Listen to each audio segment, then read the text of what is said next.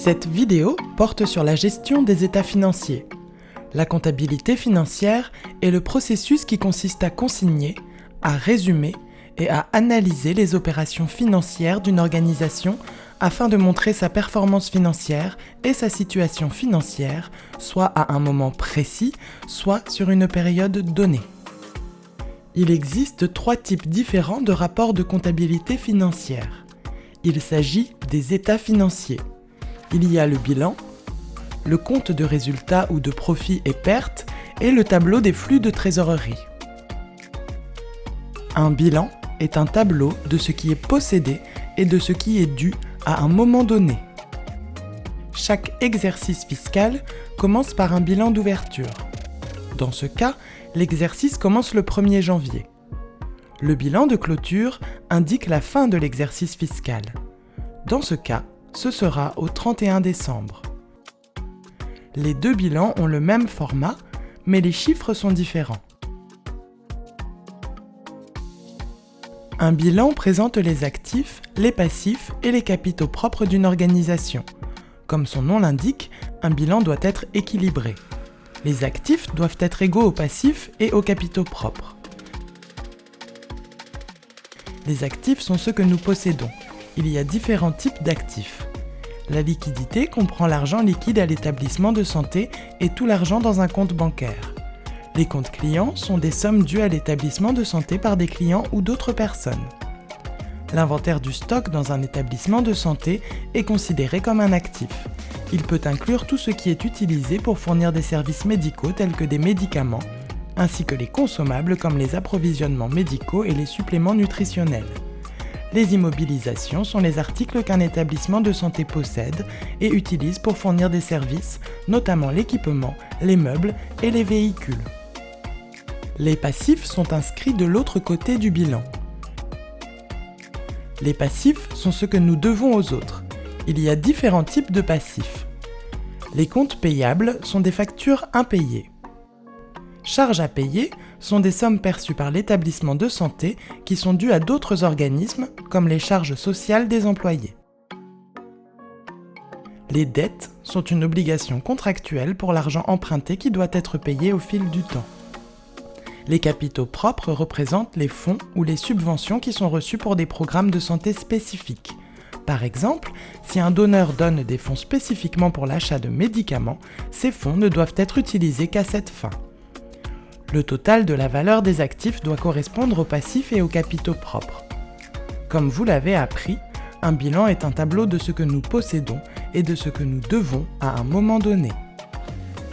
Il y a 2 autres types d'états financiers que vous devez connaître, un état des résultats et un état des flux de trésorerie. Ceux-ci sont utilisés pour décrire ce qui s'est passé pendant une période d'opération, qui peut être pour une année entière, un seul trimestre ou même un seul mois, tout ce qui est nécessaire.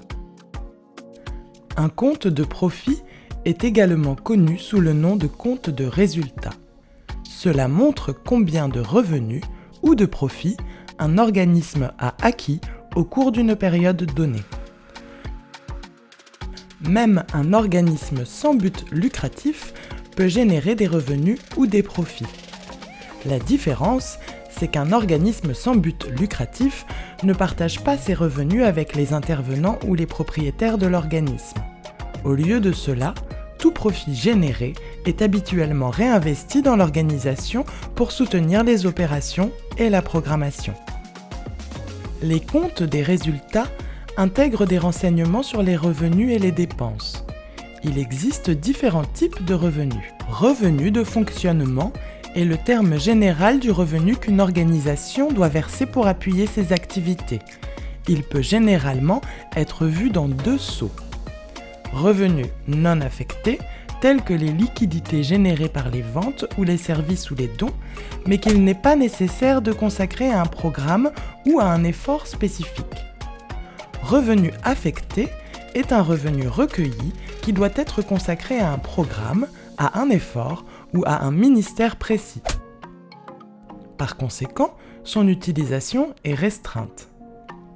En utilisant l'exemple précédent, Si un donneur vous accorde une subvention pour des médicaments, cet argent est considéré comme restreint parce que le donneur a précisé que l'argent doit être utilisé à une certaine fin. L'établissement de santé n'est pas autorisé à dépenser cet argent pour acheter un véhicule, car ce n'est pas le but des fonds. Il existe également différents types de dépenses. La plupart des organisations auront des dépenses standards comme le loyer, les services publics, les provisions, les salaires, les déplacements, etc.